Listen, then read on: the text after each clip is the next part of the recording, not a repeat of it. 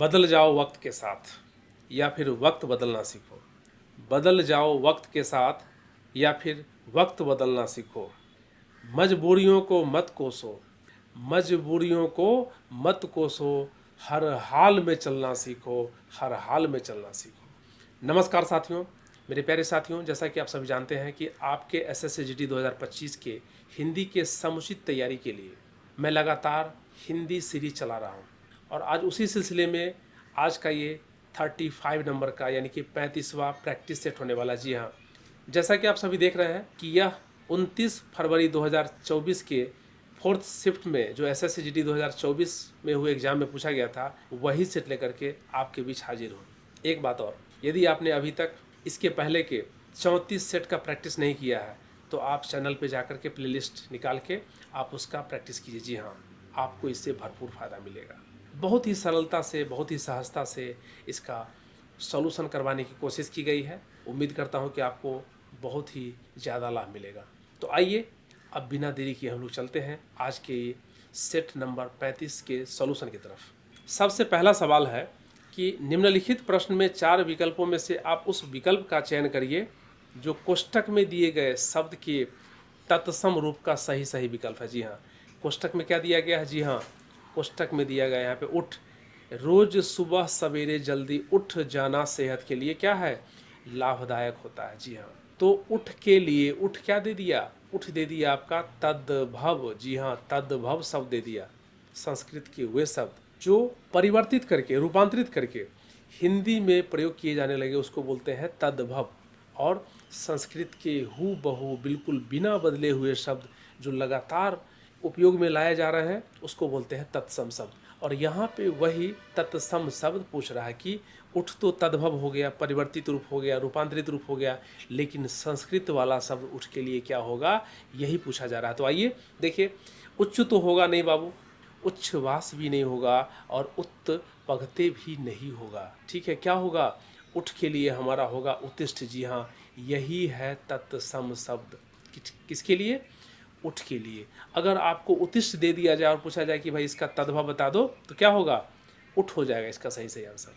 अब आइए अगले प्रश्न की तरफ चलते हैं कि निम्नलिखित प्रश्न में 4 विकल्पों में से आप उस विकल्प का चयन करिए जो कोष्ठक में ब्रैकेट में दिए गए शब्द के तद्भव रूप का सही विकल्प है। जी हाँ, देखिए लगातार तत्सम तद्भव पूछ लिए गए हैं। उस समय उन्होंने क्या किया था? तद्भव दे दिया था, तत्सम पूछ लिया था, और अभी इन्होंने क्या किया है? तत्सम दे दिया है, तद्भव पूछ लिया है। देख रहे हैं? तो दोनों में से कुछ भी पूछा जा सकता है। तो आइए देखिए क्या है। जो ब्रैकेट के अंदर है वो क्या है बाबू? अर्ध है, अर्ध। ठीक है, अर्ध आपने सुना भी होगा, अर्ध। मैंने उस चीज को अर्ध प्राप्त करने की सोची थी लेकिन नहीं मिली, लेकिन नहीं मिली। तो अर्ध का मतलब क्या होता है? अर्ध का जो मतलब होता है बाबू यहाँ पे होता है आधा। जी हाँ, आधा को आप क्या बोल सकते हैं? ये है तद्भव रूप। और अर्ध क्या है? ये तो बाबू तत्सम रूप है, तत्सम रूप। ठीक है, तो हमारा जो ऑप्शन बी दिख रहा है ना, यही हमारा सही आंसर हो जाएगा। ठीक है, कम भी नहीं होगा, थोड़ा भी नहीं होगा और पूरा भी नहीं होगा। चलिए अगले सवाल पे चलिए कि निम्नलिखित प्रश्न में 4 विकल्पों में से आप उस विकल्प का चयन करिए जो दिए गए मुहावरे का सही अर्थ वाला विकल्प है। जी हाँ, अंगारे बरसना, अंगारे बरसना, अंगारे बरसना, अंगारे, अंगार मतलब क्या? आग।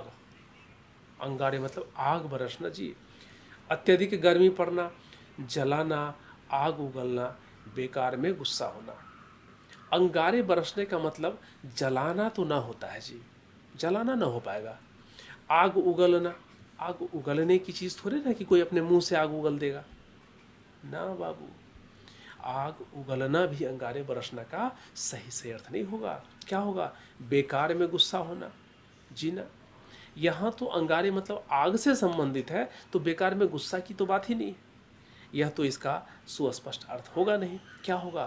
अत्यधिक गर्मी पड़ना। जी हाँ, प्रचंड गर्मी पड़ना, इतना ज़्यादा गर्मी पड़ना कि असहनीय हो जाना, उसी को बोलते हैं अंगारे बरसना। जैसे जैसे जून महीने में, जून महीने में अंगारे बरसती है। अंगारे क्या होती है? बरसती है।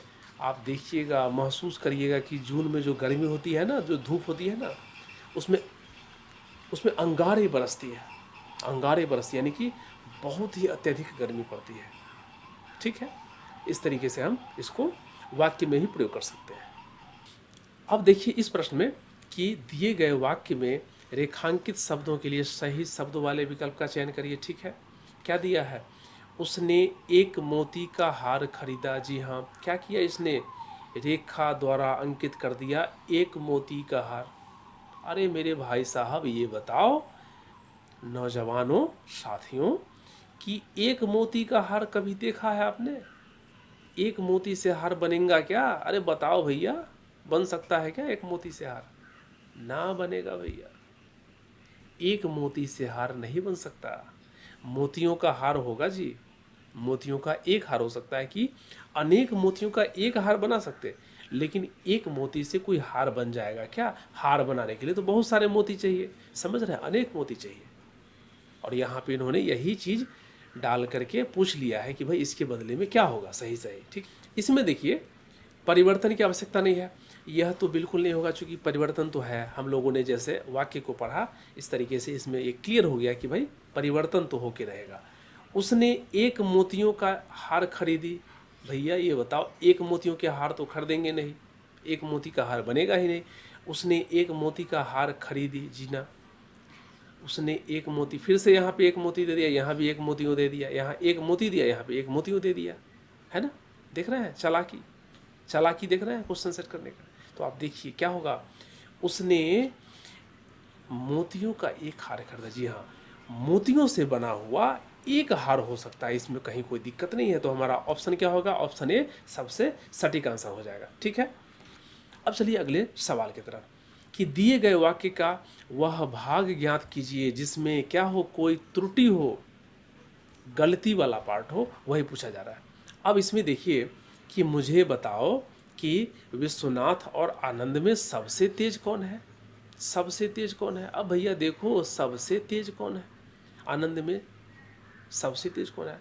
यहाँ पर दो लोगों की बात की जा रही है कि विश्वनाथ है, एक बंदा तो विश्वनाथ है, दूसरा बंदा आनंद है, और सबसे तेज पूछा जा रहा है। सबसे कहाँ लगाते? जहाँ पे बहुत सारे लोग हो जाते हैं, बहुत सारे, अनेक लोग। लेकिन यहाँ तो गिन करके दो ही आदमी, एक तो विश्वनाथ है, दूसरा आनंद है।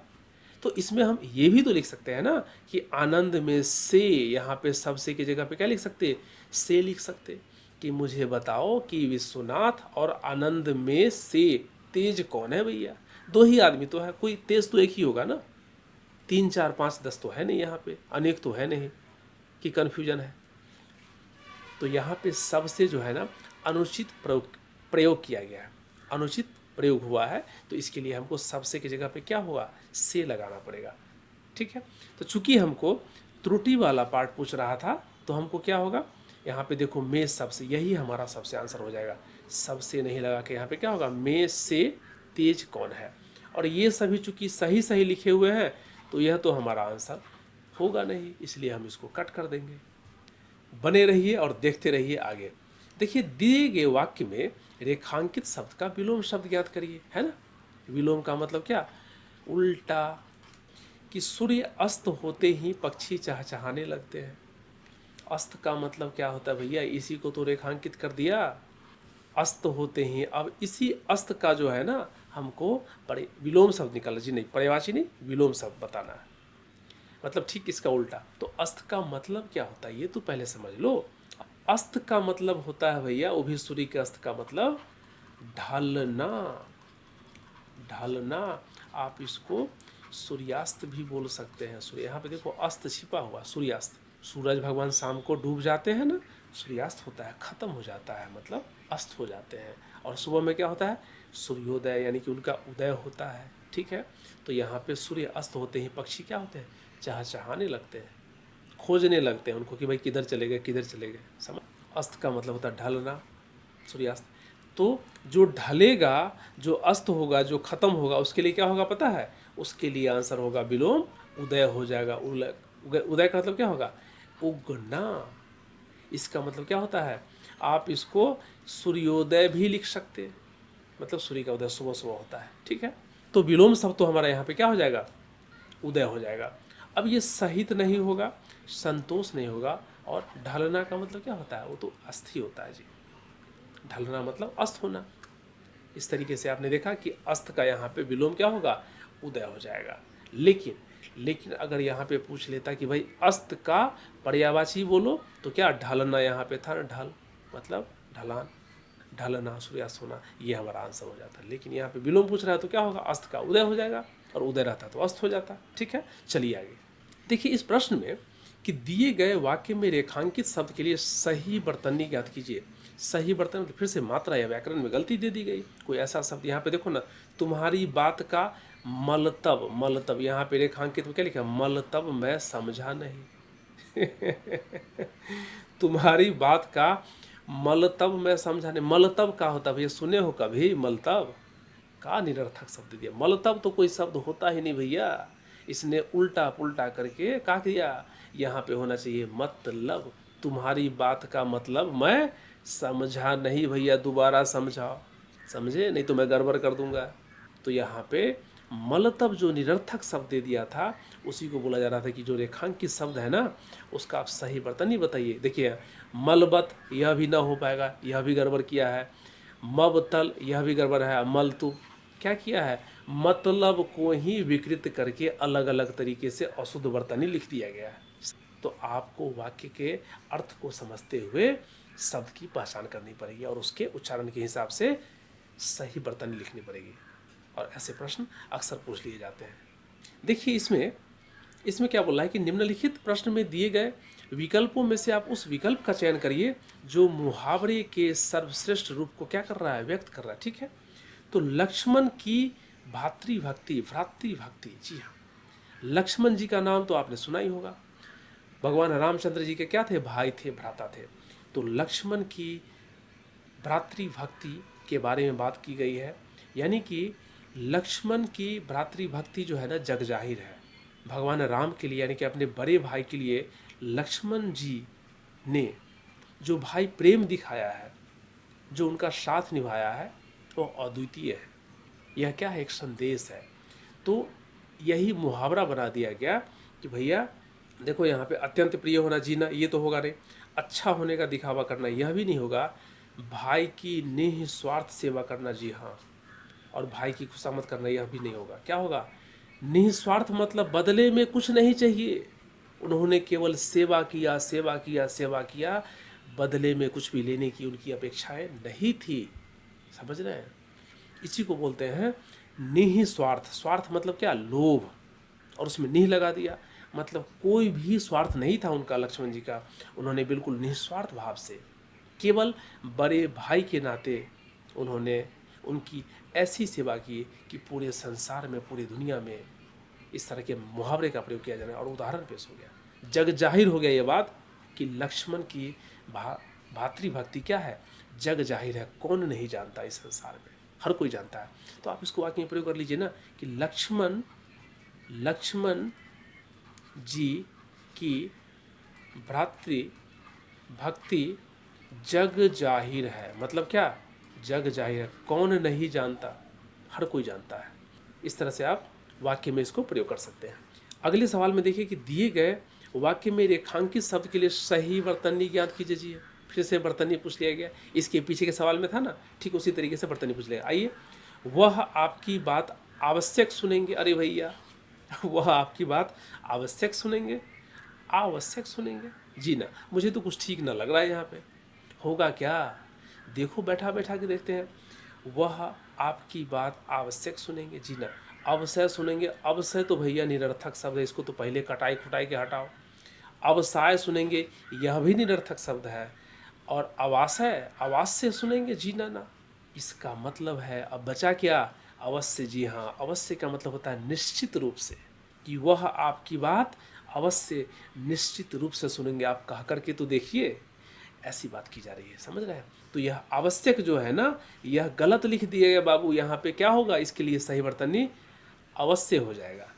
अब देखिए इस प्रश्न में क्या बोला है कि निम्नलिखित प्रश्न में 4 विकल्पों में से आप उस विकल्प का चयन करिए जो कोष्ठक में दिए गए, यानी कि जो ब्रैकेट के अंदर दिए गए शब्द के क्या है, विलोम शब्द का सही विकल्प है। ठीक। ठीक है। आइए, ठंड का मौसम सभी के अनुकूल, इसी को ब्रैकेट में दे दिया, नहीं होता, यानी कि बहुत सारे आदमी को ठंड सूट नहीं करता जी, ठीक है। अनुकूल मतलब क्या है कि उनके समान। तो आप देखिए, अनुकूल का आप पहले अर्थ समझ लीजिए। अनुकूल को आप क्या बोल सकते हैं? अनुकूल का मतलब होता है अनुसार, अपेक्षित मतलब जैसे उनसे अपेक्षा की जाए, है ना, जैसे उनसे आशा रखी जाए, उसको बोलते हैं अनुकूल। उसके अनुसार अपेक्षित होना, यानी कि ठंड का मौसम सभी के लिए, सभी व्यक्ति के अनुसार या अपेक्षित नहीं होता, यही बोला जा रहा है।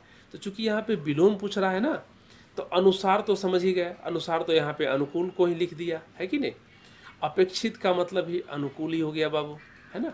अब देखो आसान, आसान मतलब अनुकूल मतलब आसानी होना, है ना, तो कहीं ना कहीं इसी का ही पर्यायवाची है। अब देखो यहाँ पे क्या प्रतिकूल बचा, यही तो हमारा आंसर होगा। प्रतिकूल मतलब क्या?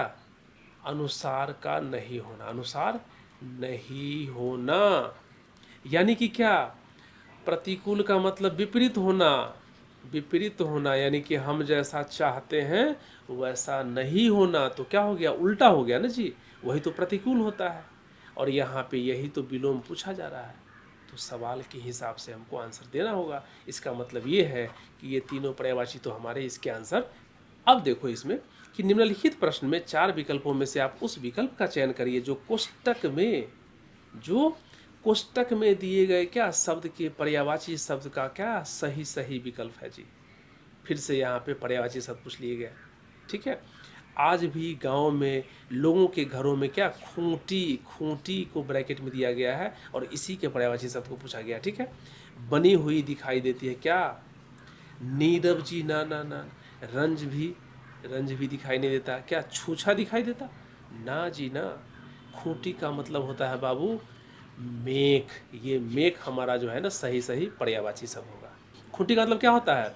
मेघ होता है। खूंटी का मतलब क्या होता है? कील होता है। खूंटी को आप टंगनी भी बोल सकते हो, देहात में बोलते हैं ना टंगनी, यह भी खूंटी का ही मतलब होता है।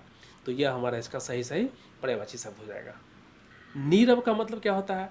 नीरव का मतलब होता है शब्द रहित, इसका मतलब होता है शांत, इसका मतलब होता है शांत जो होगा वो तो ध्वनि के बिना ही होगा ना। तो ये सभी क्या है? समानार्थी शब्द है। अब मेघ का मतलब तो आप समझ ही गए, खूंटी है कि नहीं। मेघ का मतलब तो आप समझ ही गए, खूंटी, टंगनी, कील, जो भी बोल लीजिए। रंज का मतलब क्या होता है बाबू? रंज का मतलब, रंज का मतलब होता है दुख, शोक।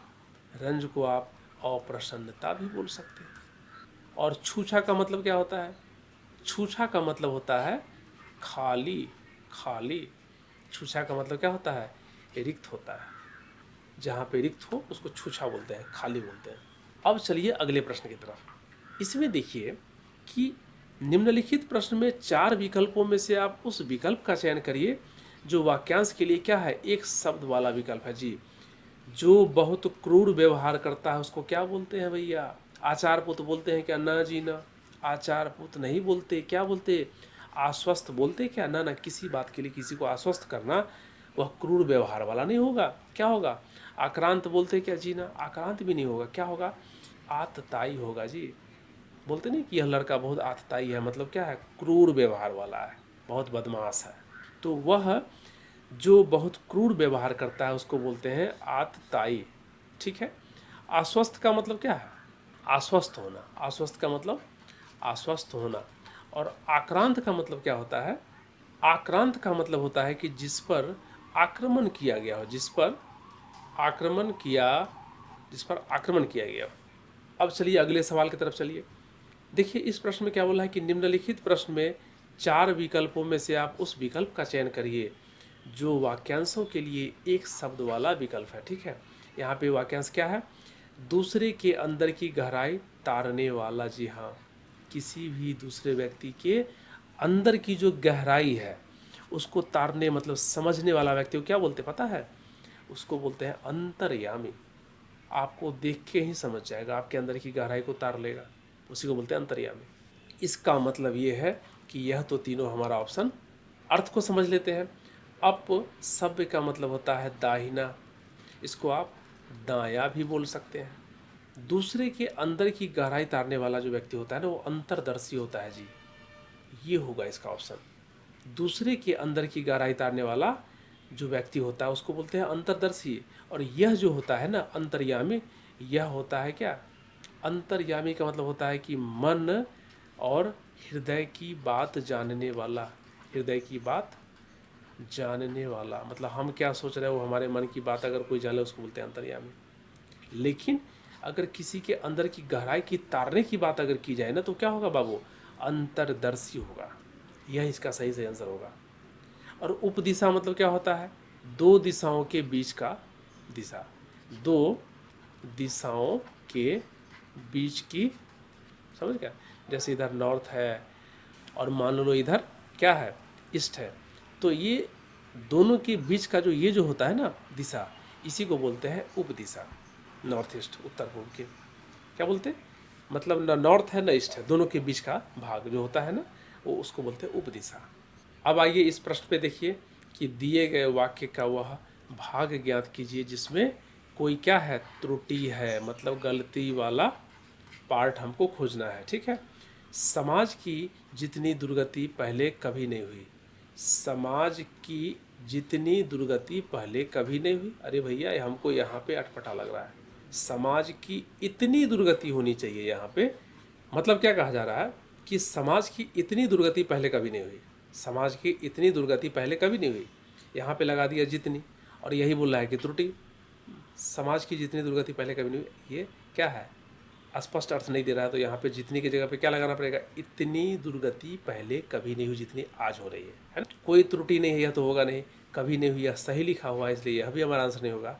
जितनी दुर्गति ये हमारा आंसर होगा बाबू, जितनी की जगह पे क्या होना चाहिए, इतनी दुर्गति। और ये समाज, यह भी हमारा आंसर नहीं होगा क्योंकि सही लिखा है इसलिए गलत हो जाएगा। अब आइए अगले प्रश्न पे देखिए कि दिए गए शब्द का पर्यायवाची शब्द ज्ञात कीजिए। जी हाँ, इसका पर्यायवाची शब्द ज्ञात करना है।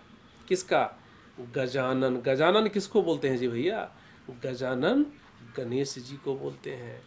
गजानन सिद्धि विनायक को बोलते हैं, सिद्धि विनायक को बोलते हैं। समझ रहे हैं, इनके तो बहुत सारे नाम। गजानन किसको बोलते हैं पता है, एक दंत को बोलते हैं। गजानन गणपति को भी बोलते हैं। इनके बहुत सारे नाम, गणेश भगवान के बहुत सारे नाम, गणेश सिद्धि विनायक। तो यहाँ पे देखिए पर्यायवाची पूछ रहा है, इंद्र तो होगा नहीं, शिव भी नहीं होगा और विष्णु भी नहीं होगा, क्या होगा, गणेश हो जाएगा, चूंकि पर्यायवाची सब पूछा जा रहा है। यह हमारा इसका सबसे सटीक आंसर होगा। अब इंद्र का अर्थ क्या होता है, इंद्र का अर्थ होता है जी प्रभु। इंद्र का दूसरा अर्थ क्या होता है, प्रभु बोल लीजिए, मुखिया बोल लीजिए, सभी इंद्र का ही नाम है। और गणेश जी का नाम तो आप देख ही लिए कितना है। शिव का मतलब होता है जी मंगल, शिव का मतलब होता है मंगल। शिव का मतलब क्या होता है, कल्याण। भगवान शिव को कल्याणकारी कहा गया है, मंगल करने वाले कहा गया है ना, मंगल कल्याण सब शिव का मतलब होता है। विष्णु का क्या मतलब होता है, विष्णु जी क्या है, लक्ष्मी जी के पति हैं, लक्ष्मीपति, इनको लक्ष्मीपति। विष्णु जी को त्रिदेवों में एक भी बोल सकते हैं, त्रिदेवों में मतलब तीन देव थे ना, उसमें से त्रिदेवों में एक, विष्णु ब्रह्मा विष्णु महेश थे ना, उसमें से त्रिदेवों में से एक देव भी हैं विष्णु जी। लक्ष्मीपति ही बोल सकते हैं। लेकिन हमारा यहाँ पर गजानन के लिए जो सबसे सटीक पर्यायवाची होगा क्या होगा, गणेश होगा, ऑप्शन नंबर बी। अब चलिए हम लोग सबसे महत्वपूर्ण पड़ाव पे आ चुके हैं। अब इस सेट में देखिए सवाल नंबर 16 से लेकर के 20 तक क्या क्या है, दिए गए एक गद्यांश में कुछ शब्द छोड़ दिए गए हैं। जी हाँ, फिल इन द ब्लैंक्स। एक कहानी का अंश दिया गया है और उसमें बीच बीच में रिक्त स्थान छोड़ दिए गए हैं। देखिए ये रिक्त स्थान है, यहाँ पे है, यहाँ है, यहाँ है और यहाँ पे है। 5 सवाल दिए गए हैं और 5 रिक्त स्थान छोड़े गए हैं। ठीक है, 1 नंबर, 2 नंबर, 3 नंबर, 4 नंबर और ये 5 नंबर। और बोला जा रहा है कि भाई इसको भरो, इसमें से विकल्प चुन करके भरो सही से। तो हमको इसको पहले समझना पड़ेगा और समझने के लिए क्या करना पड़ेगा, बारीकी से इसको पढ़ना पड़ेगा। तो आइए बिना समय गवाए हम मोटा मोटी इसको एक बार पढ़ लेते हैं ताकि हमको आइडिया लग जाए किसके बारे में बात की जा रही है। हमारे देश की यही खाली स्थान है कि यहाँ त्योहारों पर भरपूर आनंद मिलता है तथा त्योहारों के अवसर पर मेले को देखने से भी मनोरंजन प्राप्त होता है। मेलों में ज़्यादा से ज़्यादा लोग मेला देखने के लिए जाते हैं। मेला हमारे जीवन में बहुत खुशी और खाली स्थान लेकर आता है। मेलों की खाली स्थान बच्चे हों या बड़े, सभी के चेहरे पर देखने की को मिलती है।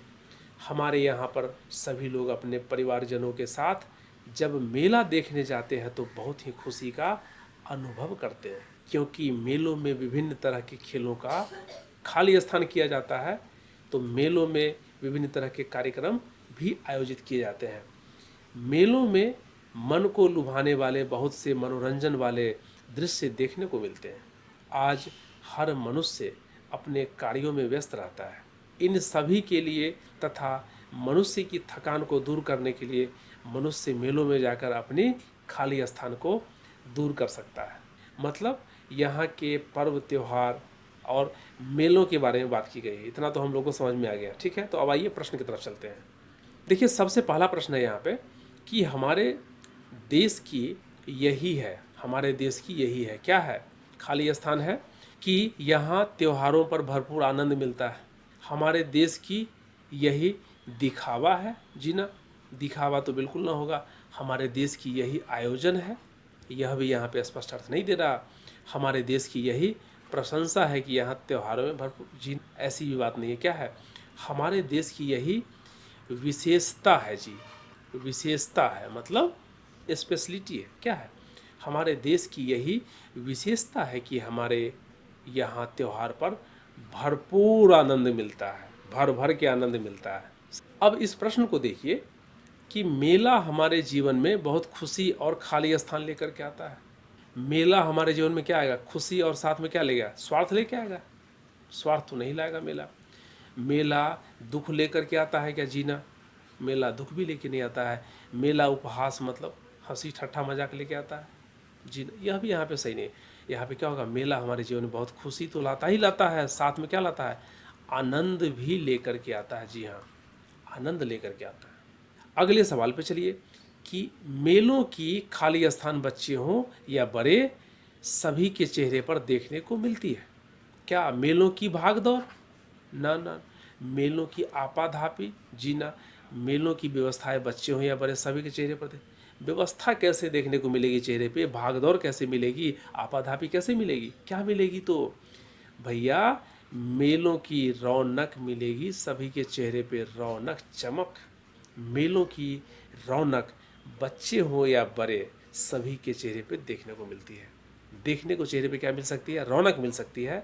आपाधापी, भागदौड़ और व्यवस्थाएं नहीं मिल सकती। समझ रहे हैं? तो हमको पैराग्राफ के अर्थ के हिसाब से इसमें भरने हैं। अब चलिए अगले प्रश्न पे। मेलों में विभिन्न तरह के खेलों का खाली स्थान किया जाता है। क्या किया जाता है? विभिन्न तरह के खेलों का उपयोग किया जाता है। जी ना, मेलों में विभिन्न तरह के खेलों का उपयोग किया जाएगा। क्या? जी ना, प्रयोग किया जाएगा। ये दोनों एक ही चीज़ है, यह भी नहीं होगा। क्या होगा? मेलों में विभिन्न तरह के खेलों का आसान किया जाता है। होगा क्या? मेलों में विभिन्न तरह के खेलों का आयोजन किया जाता है। जी हाँ, आयोजन किया जाता है। हाँ, समझ गए? ये हमारा ऑप्शन नंबर बी सबसे सटीक आंसर होगा। अब देखिए इस प्रश्न में क्या बोला है कि मनुष्य मेलों में जाकर अपनी खाली स्थान को दूर कर सकता है। मेला में जाके क्या दूर करेगा भैया? पहचान को दूर कर देगा। क्या बतियाते हो? पहचान को दूर करेगा मेला में जाकर के कोई आदमी? ना, यह गलत हो जाएगा। मेलों में जाकर अपनी परिवार को दूर कर देगा? ना जी ना। मेलों में जाकर के अपने परिवार को दूर करेगा भैया? मेला जाएगा काहे? क्यों जाएगा मेला? परिवार को दूर करना रहेगा तो परिवार को दूर नहीं करेगा। मेलों में जाकर अपनी पैसों को दूर कर सकता है। मेलों में जाकर पैसों को दूर कर सकता है। यह सब क्या है? अटपटा और निरर्थक। निरर्थक तो नहीं बोल सकते, यहाँ पे सही सही अर्थ नहीं दे रहे हैं इस वाक्य में, इसलिए ये तीनों हमारा आंसर तो होगा नहीं। पहचान नहीं होगा, परिवार नहीं होगा, पैसे भी नहीं होगा। जी हाँ, ये क्या है? ये ऑप्शन नहीं होगा। क्या होगा कि मनुष्य मेलों में जाकर अपनी थकान दूर कर सकता है। जी हाँ, ये हमारा सबसे आंसर, थकान दूर कर सकता है। क्यों? क्योंकि वहाँ पे मनोरंजन के लिए बहुत सारे साधन होते हैं, खाने पीने के साधन होते हैं। तो खाएगा, पिएगा, मनोरंजन करेगा तो क्या होगा? जो पहले से थकान है शरीर के अंदर वह दूर हो जाएगा। तभी तो मज़ा आएगा, तभी तो आनंद मिलेगा, तभी तो खुशी मिलेगी। समझ रहे हैं? तो मेलों के महत्व के बारे में बात की गई है। तो साथियों, उम्मीद करता हूँ कि आपने भरपूर मज़ा लिया होगा इस प्रैक्टिस सेट के सॉल्यूशन में, आपको समझ में भी आया होगा। फिर भी अगर कहीं भी कोई दिक्कत हो तो आप मुझे कमेंट्स करके ज़रूर बताइए। अगर आप इस चैनल पे पहली बार आए हैं, इसको सब्सक्राइब कर लीजिए और घंटी का बटन भी दबा दीजिए, ताकि जैसे ही अगला प्रैक्टिस सेट अपलोड हो आपको तुरंत उसका नोटिफिकेशन मिले। तो आज के लिए बस इतना ही। तो हम लोग फिर से मिलेंगे बहुत ही जल्द नेक्स्ट एपिसोड में। तब तक के लिए आप सभी का दिल से बहुत बहुत धन्यवाद। Thank you so much. जय हिंद, जय भारत।